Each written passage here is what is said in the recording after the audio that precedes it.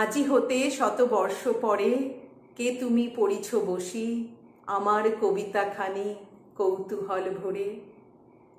শতবর্ষ কেন, সহস্র লক্ষ কোটি অঙ্ক পেছনে ফেলে এগিয়ে যাবে কালের গতি। তবু আমরা বিশ্বাস করি যতদিন বাঙালি জাতির ভাষা ও সাহিত্য থাকবে, রবীন্দ্র সাহিত্য ততদিন অক্ষয় ও অমর হয়ে থাকবে।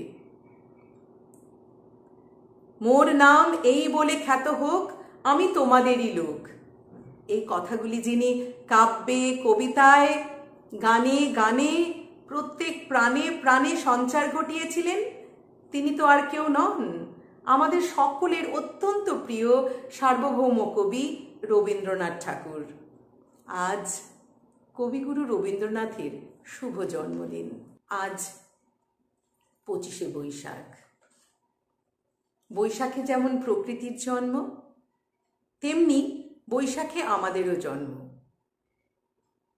25শে বৈশাখে রবীন্দ্রনাথের জন্মদিনে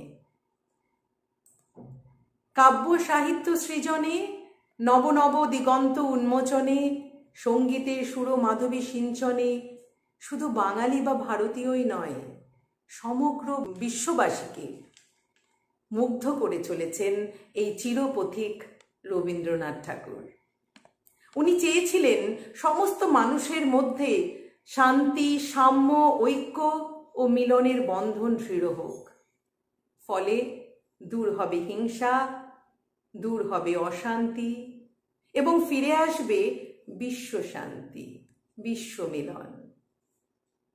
আজ বর্তমান পরিস্থিতিতে যখন অসহিষ্ণুতা আমাদের সকলকে গ্রাস করতে আসছে, আসুন আমরা সকলে মিলে আমাদের প্রিয় কবি রবীন্দ্রনাথ ঠাকুরের এই ইচ্ছেটুকুকে আমাদের পাথেয় করে নিই। কারণ আমরা নতুন যৌবনেরই দূত, আমরা চঞ্চল, আমরা অদ্ভুত, আমরা নতুন যৌবনেরই দূত। নমস্কার।